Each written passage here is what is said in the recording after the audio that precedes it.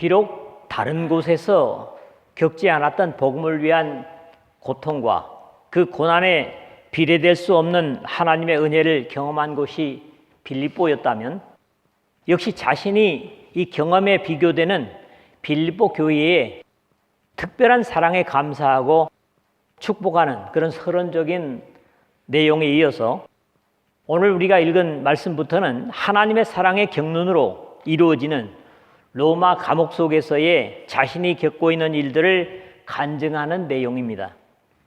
바울을 통해서 복음이 온 아시아와 유럽까지 전파되었지만 그가 갇히면서 복음 증거의 중단에 대한 안타까움과 또 신앙이 연약한 사람들의 우려는 바울이 감옥에 갇힘으로써 그리스도인들의 삶이 위축될 수도 있다는 우려를 전달받고 오히려 자신의 투옥 역시 우연이 아니라 자연적으로 있을 수 없는 특별한 하나님의 신비한 섭리임을 고백하는 내용을 봅니다. 바울의 무죄에 대한 사실은 이미 가이사랴에서 유대인들의 간악한 고발을 인해서 로마 황제에게 상소한 상황에서 이에 아그리빠가 베스도에게 일러 이르되 이 사람이 만일 가이사에게 상소하지 아니하였더라면 석방될 수 있을 뻔하였다 하니라. 사도행전 26장 32절에 한 것처럼 당시에 왕이 바울의 무죄를 증거한 사실이 있습니다. 이 빌립보서의 서론이라고 할 수 있는 부분에서 다른 서신들에서는 볼 수 없는 바울 사도의 사사로운 로마 감옥의 모습과 자신의 육신적인 삶의 가치와 박해를 당하는 그리스도인들에게 그 박해의 의미조차도 이해시키는 것을 계속해서 우리가 보게 될 것입니다. 첫 번째로는 12절, 13절을 봅니다. 자, 여기서는 제가 제목을 좀 이렇게 첫 번째 제목을 잡았습니다. 바울의 매임이 복음을 풀어놓았다. 빌립보 교회를 비롯해서 당시 바울을 향한 일반적인 염려는 그가 감옥에 투옥됨으로써 땅끝을 향해서 성령과 더불어 힘차게 뻗어가던 복음이 정지해버린 것 같고 또 로마 시민권까지 가진 바울이 감옥에서 불편을 겪고 있지 않을까 하는 우려였던 것 같습니다. 그러나 이에 오히려 바울은 역설적인 확신으로 저들의 궁금증에 시원한 답변을 주고 있습니다. 형제들아, 내가 당한 일이 도리어 복음 전파의 진전이 된 줄을 너희가 알기를 원하노라. 12절에 그랬거든요. 하나님께서 절대로 까닭 없이 어떤 고난이나 어려움을 주시지 않는 분이라는 사실을 누구보다도 자신의 경험 속에서 확신해온 바울이기 때문에 자신의 투옥이 오히려 복음의 확산에 기여하고 있다, 이런 고백을 하는 겁니다. 아마도 바울은 이런 경험 때문에 우리가 알거니와 하나님을 사랑하는 자, 곧 그의 뜻대로 부르심을 입은 자들에게는 모든 것이 합력하여 선을 이루느니라고 하는 로마서 8장 28절의 신앙적 이해가 나왔다고 보입니다. 형제들아, 내가 당한 일이 도리어 복음 전파의 진전이 된 줄 너희가 알기를 원하노라. 12절에 여기에 내가 당한 일이란 당연히 로마의 감옥에 갇힌 것을 두고 하는 말임에 의심의 여지가 없습니다. 사람들이 단순히 현재의 상황과 형편을 보는 입장에서 어떤 일을 추진하고 계획하지만은 하나님은 먼 장래까지 살피시고 역사를 이루어 가시는 분이시기 때문에 언제나 사람보다는 하나님이 옳습니다. 사람의 입장에서는 당장의 일들이 이해되지 않아서 울고 불고 할 때도 있지만 하나님은 절대 그런 일이 없으시고 태연하십니다. 바울이 성령께서 아시아에서 복음을 전하시는 것을 막으셨을 때에도 이런 이치를 이해하지 못했다면 아마 즉각적으로 순종하지 못했을 겁니다. 결국 사람들은 열어주시는 것만을 은혜로 여깁니다. 그러나 하나님의 뜻과 성품을 이해하는 사람이라면 다드심도 순종하고 기뻐할 수 있어야 됩니다. 이런 경우 당장에는 이해할 수 없고 답답하기까지 하지만 바른 믿음을 가진 사람이라면 시간을 어느 정도 지내놓고 보면 바울처럼 환한 미소로 하나님의 은혜를 감사하게 될 수 있을 겁니다. 만약에 아시아의 복음 전파를 막지 않고 유럽을 복음으로 열지 않으셨다면 지금 이 로마의 감옥 속에서의 확신과 감사도 없었을 것이기 때문입니다. 자신의 감옥에 갇힌 일이 많은 사람들이 염려하고 안타까워하는 것처럼 절망적인 것이 아니라 오히려 기뻐하고 감사해야 할 이유는 자신의 토옥이 아니면 도저히 불가능한 복음 증거를 오히려 가능하게 만드는 결과를 가져왔기 때문이라는 겁니다. 복음 전파의 진전이 된 줄 알라. 우리가 복음이라고 하는 것은 예수 그리스도의 희생과 다시 오실 때까지의 구원의 역사를 말씀하는 것입니다만은 이 복음 전파의 진전이 된 줄 알라 한 표현 자체가 일반적인 의미가 아닙니다. 여기 진전이 됐다 하는 말이 프로코페 또는 프로홉토 동사로는요. 이런 뜻인데 본래 군대가 진군하기 위해서 길을 구축해서 진군하게 하는 데서 나온 말이라고 빈센트라는 학자는 얘기를 합니다. 도저히 복음이 들어가는 것이 불가능했던 곳에 사람들의 구원을 위하여 길을 열게 되었다는 의미입니다. 사람을 살상하는 전쟁을 위해 진군하는 군대를 위해 길을 여는 단어가 영혼을 살리기 위해 사용되었다는 의미에서도 복음 전파의 진전이 되었다는 것은 얼마나 감격스러운 일인지 모릅니다. 이 시위대 사람들이 복음으로 변화됨으로써 모든 길은 로마로 했던 그 때의 역사에 따라서 복음은 이제 로마의 행정력을 동원하여 더욱 힘차게 더욱 넓게 확산되어 갈 것이라고 하는 확신입니다. 어떻게 그것이 가능했는가 하면 바울 자신이 매임으로 감옥에 갇힘으로 이루어지게 되었는데 바울은 이 사실을 빌립보 성도들은 물론 자신을 위해 기도하고 염려하는 모든 하나님의 백성들이 알기를 원했던 겁니다. 너희가 알기를 원하노라. 이런 믿음의 이치를 알기만 해도 급하게 좌절하거나 낙심하지 않을 것이기 때문에 바울은 항상 모든 것을 주님의 백성들에게 나누기를 원함을 볼 수 있습니다. 그래서 오늘 12절 하반절에 나는 너희가 알기를 원하노라 그랬다면 여러 군데 있죠. 같은 의미를 고린도전서 11장 3절이라든가 골로새서 2장 1절이라든가요. 또 너희가 모르기를 원하지 아니하노니 로마서 1장 13절이라든가 고린도전서 10장 1절 그리고 고린도전서 12장 1절 데살로니가전서 4장 13절 그리고 너희에게 알게 하노니 고린도전서 15장 1절 이렇게 모든 것을 다 나누고 공유하기를 원하는 바울의 모습을 우리가 여기서 보는 겁니다. 이제 바울의 투옥된 일이 어떻게 복음 전파의 진전이 되었는가에 대해 구체적인 사실을 바울은 그를 위해 기도하며 염려하는 모든 사람들에게 알게 하는 내용이 구체적으로 연이어지고 있습니다.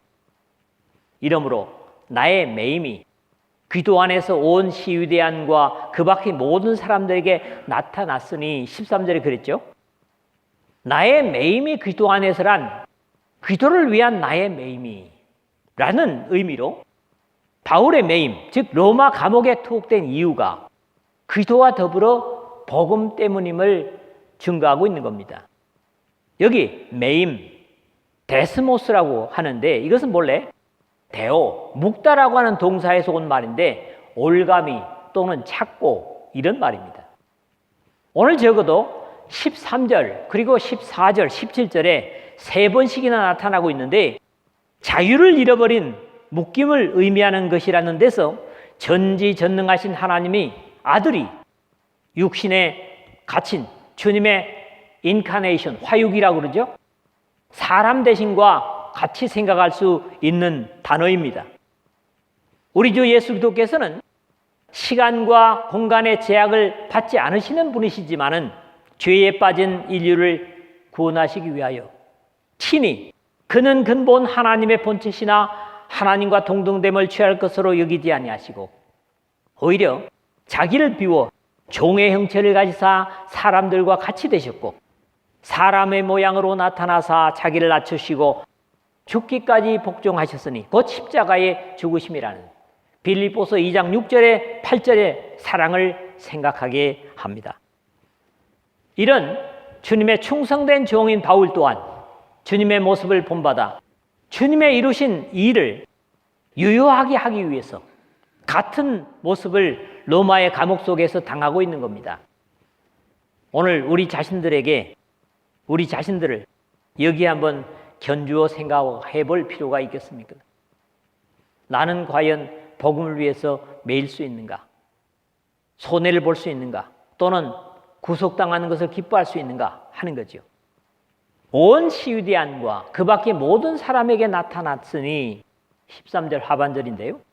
시위대는 근위대 또는 친위대라는 명칭들이 있고 그때 당시의 문헌들 참고를 하면 로마 정부의 행정력을 위해서 모든 면에서 특히 정신적으로 무장된 군인이나 행정관의 일종이었던 것으로 여겨집니다.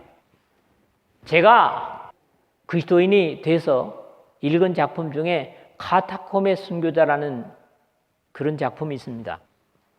초기 역사를 풍자한 글인데 여기에 마르세라스 또는 루세라스라는 근위대 두 장교가 등장을 합니다. 바로 오늘 시위대에 속한 장교들로 이 작품에서 그들의 자격이나 역할들을 들어 풍자하고 있는데 마르세라스는 카타콤 로마의 건설을 위해서 모래를 파는 구덩이에 숨어있는 그리스도인들을 잡으러 들어갔다가 그리스도인이 되고 맙니다. 근데 이 루세라스라는 사람은 굉장히 이성적인 사람이라서 자기의 아주 가까운 친구인 마르세라스가 그리스도인이 돼가지고 죽어가는 것을 안타까워하고요. 그리고 그 마르세라스를 죽은 시체를 태워서 죄를 가지고 뿌리면서도 하나님의 사랑에 대해서 알지 못하는 이런 두 가지 양면을 보여주는 내용입니다. 결국 온 시위대안과 그 밖의 모든 사람들은 정상적으로는 접근해서 복음을 전할 수 없는 그런 사람들입니다. 바울이 로마의 감옥에 갇힘으로써 자연스럽게 자신을 지키는 그들에게 복음을 전할 수 있었다는 것이고 이것 역시 사람의 지혜를 넘어선 하나님의 방법이었음을 고백하고 있는 겁니다. 이렇게 온 시위대안과 그 밖의 모든 사람들에게 복음이 전해지고 확산됨으로 이제는 세계의 어느 곳에도 복음을 전할 수 없는 사각지대는 없어진 것이 바울 자신의 로마의 감옥에 투옥됨으로써 가능해졌다. 이런 고백인 겁니다. 하나님을 순종하고 깊이 신뢰한다면 사람들은 이해하지 못하는 방법을 동원하여서 모든 장벽을 넘어서게 하시는 하나님이심을 바울은 찬양하고 있는 겁니다. 같은 믿음을 가진 하나님의 백성들이요 일꾼들이라면 오늘이라고 다르지 않을 것입니다. 믿음과 고백으로 여러분 모두의 주위에나 상황에서도 사람으로 상상할 수 없는 하나님의 역사를 경험하는 믿음의 사람들 되시기를 주의 이름으로 축복합니다. 두 번째로는 14절 16절입니다. 좋은 경쟁을 하게 되었다는 겁니다.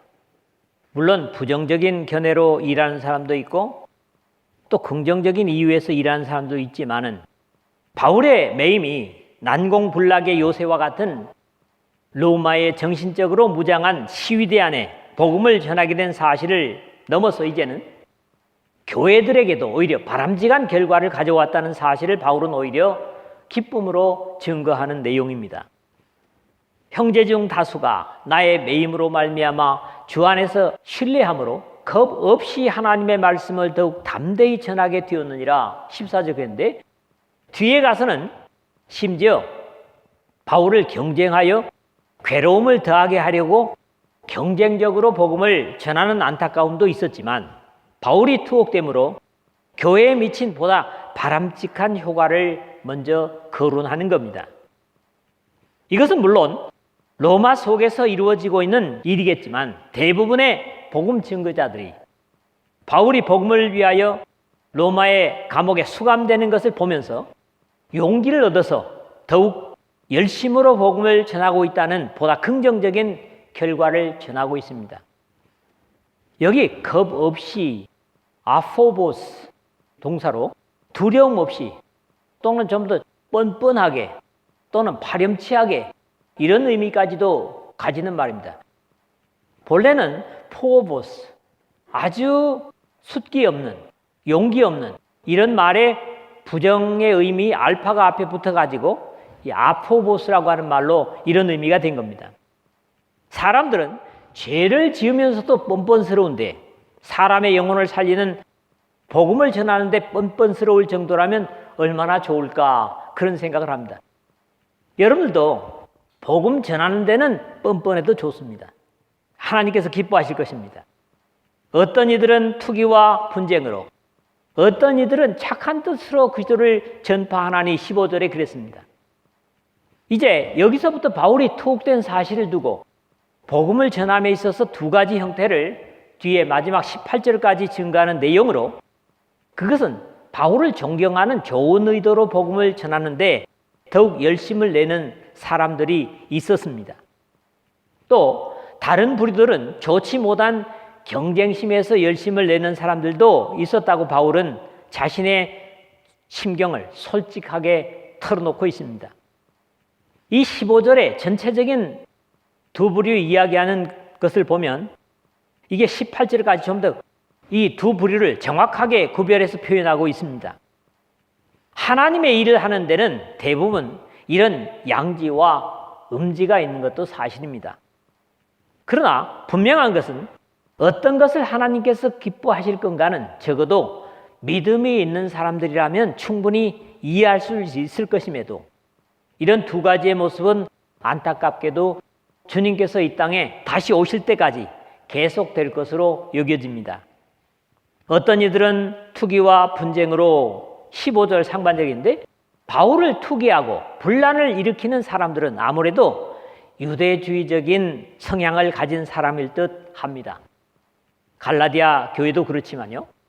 그러나 이들이 열심히 그리스도를 전하는 것으로 봐서 바울을 죽이지 못해서 안달을 했던 유대교인들은 아닌 것으로 보입니다. 15절 하반절에서는 어떤 이들은 착한 뜻으로 그리스도를 전파하나니 그랬는데 이 사람들은 이미 앞에 14절에 거론한 바울의 헌신과 충성을 존경하고 그의 신앙을 본받으려는 진리를 바르게 순종하는 믿음의 사람들이었던 것으로 여겨집니다.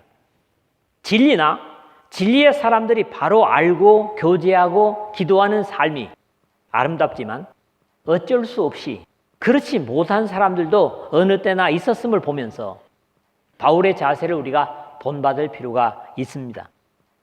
이들은 내가 복음을 변증하기 위하여 세우심을 받은 줄 알고 사랑으로 하나 16절에 그랬습니다. 15절 하반절과 더불어 하나님께서 바울을 복음의 증거자로 세우신 것을 인정하고 바울의 갇힘에 안타까움을 갖고 열심으로 복음을 전한 선한 의지의 사람들을 이르는 표현이죠. 진리와 생명을 위하여 헌신하는 사람들이야말로 주님께서 기뻐하시는 바울처럼 어떤 어려움에서나 사람들로 생명의 복음을 전하려고 하고 성령께서 기쁘게 그런 사람들과 동행하시고 역사하실 사람들인 겁니다. 이왕의 복음을 전한다면 생명을 전하고 공짜로 귀한 걸 준다고 하면 좀 뻔뻔하면 어떻습니까? 열심으로 이 좋은 의도로 복음을 전할 수 있는 우리 모두가 돼야 되겠습니다. 세 번째로는 17절에서 18절입니다. 전파되는 것은 그리스도니 바울의 신앙 인격을 한 가지로 볼 수 있는 귀중한 신앙적 고백입니다. 비록 자신이 어떤 오해를 받든지 또 어떤 안타까운 상황에 처해진다 할지라도 궁극적으로 복음만 전해질 수 있다면 그것으로 만족할 수 있다는 절대적인 신앙의 고백이죠. 또 진정한 그리스도인이라면 당연히 그래야 할 것이라고 믿습니다. 그들은 나의 매임에 괴로움을 더하게 할 줄로 생각하여 순수하지 못하게 다툼으로 그리스도를 전파하느니라 17절에 그렇게 했는데, 이 말씀은 어떤 이들은 투기와 분쟁으로 그리스도를 전파한다고 하는 15절 하반절의 말씀이죠. 그리스도를 전파하는 사람들에 속하는 사람들은 분명합니다. 진실을 알지 못하고 오히려 나타나 보이는 현상들을 가지고 신앙하는 사람들이라고 할 수 있습니다. 안타깝게도 이들의 자세는 바울의 매임에 괴로움을 더하게 할 줄로 생각하여 복음을 전하는 데 열심을 갖는다는 그런 모습입니다. 예수 그리스도는 죄에 신음하는 인류를 그 죄의 고통에서 풀어주시려고 이 땅에 오셔서 자신이 그 죄의 수치와 고통을 십자가에서 친히 감당하셨고, 이것이 역사에 이루어진 하나님의 절대적인 사랑입니다. 또 이것이 복음입니다. 함에도 이런 귀한 내용인 복음을 매임에 괴로움을 더하게 할 줄로 생각하여 전하는 것 자체가 사실은 어울리지 않는 모습이죠. 이러한 자세를 순수하지 못하게 다툼으로 그리스도를 전파하느니라 17절 하반절에 그렇게 증거를 하고 있는데, 이 말 자체에 그들이 참된 하나님의 일꾼이 아님을 지적하고 있습니다. 여기에 다툼으로 에리데이아라는 동사로는 엘리듀오라고 하는 말인데, 이 말이 명사로는 싹군, 동사로는 고용되어서 일하다, 이런 의미예요. 이런 의미로 볼 때 바울과는 정반대의 사람들임이 분명합니다.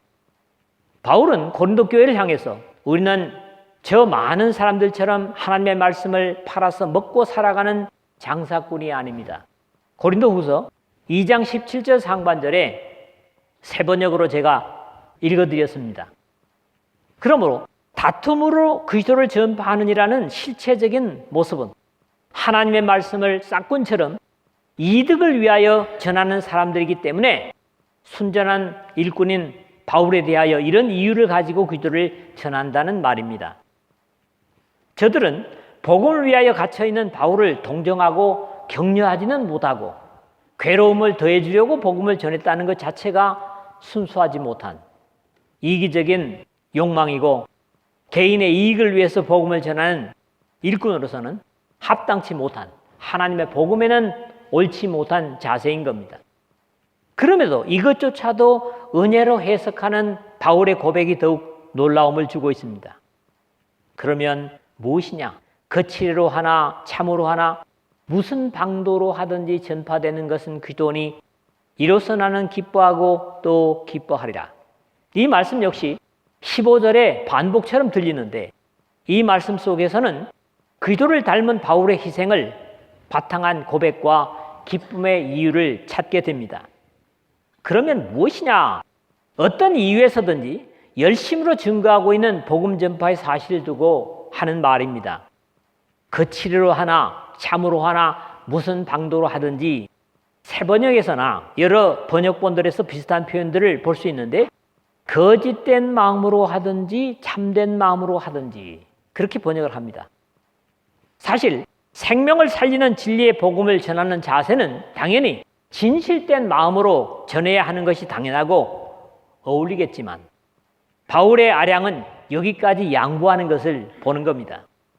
무슨 방도로 하든지 전파되는 것은 그리스도니, 만약에 오늘 제 입장이라면 그리스도를 전파하기 위해서 물불을 가리지 않고 어떤 방법이든지 허용하는 것을 용납치 못할 것 같습니다. 예를 들자면 복음을 전하기 위해서 모으는데 마술을 쓴다든가 이런 건 제가 거절한다 그랬죠. 감히 사도의 권위도 아닌 입장에서 이런 자세가 옳지 못한 것 같지만, 바울 역시 자신과 관련해서 자신을 깎아내리고 괴롭히려는 입장에서가 아니라면, 만약에 다른 사람을 공격하기 위한 것이라면 아마도 바울은 이렇게 유연하지 않았을 것이라고 여겨집니다. 늘 하는 말이지만 하나님은 목적과 과정을 다 귀중히 보시는 분이라고 할 때 무슨 방도로 하든지 언제나 허용하시지 않을 것 같습니다.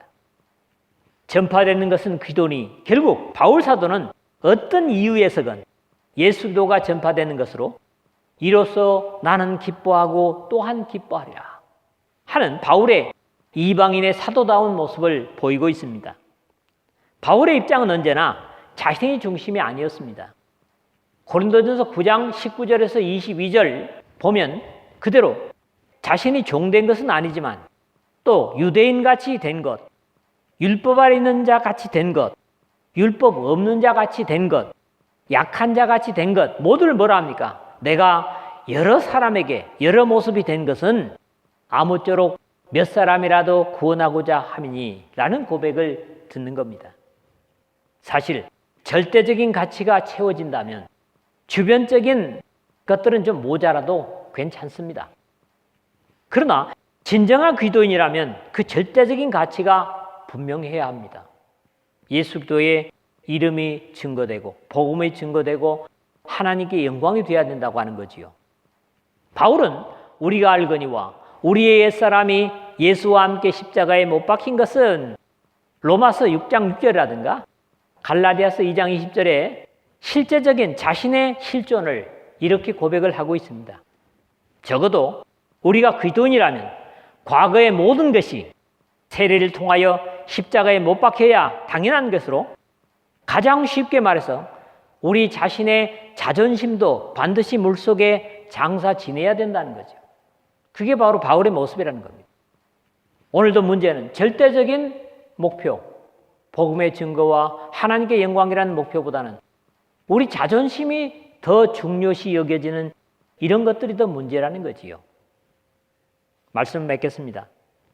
내가 바라거나 원하지 않았던 일이 닥친다고 할지라도 그것이 오히려 하나님께나 교회나 지체들에게 유익이 될 수 있다면, 아니 그로 인하여 복음을 전하지 못할 뻔한 사람들에게 복음이 전해진다면 기뻐할 수 있는 데까지 우리의 믿음은 자라야 합니다. 나의 믿음은 자라야 합니다. 만약에 내가 어려움을 당하게 되므로 그것으로 인해서 다른 지체가 더욱 신앙에 열심을 갖게 되고 하나님의 나라인 교회에게 유익이 된다면 그것을 기뻐할 수 있는 데까지 우리의 믿음을 키워야 합니다. 바른 그리스도인이라면 하나님께 유익이 되고 한 사람이라도 더 생명에 더해진다면 나 자신의 입장이야 어떻게 되었든 기뻐할 수 있는 절대적인 삶의 가치로 믿음을 키워가야 한다는 겁니다. 우리 모두가 무슨 방도로 하든지 전파되는 것은 그리스도니 이로써 나는 기뻐하고 또한 기뻐하리라는 입장을 어떤 처지에서든지 어떤 시간에서든지 어떤 형편에든지 고백할 수 있는 바울과 같은 전파되는 것은 그리스도니 라는 감격으로 모든 것을 상쇄할 수 있는 믿음의 삶을 사시기를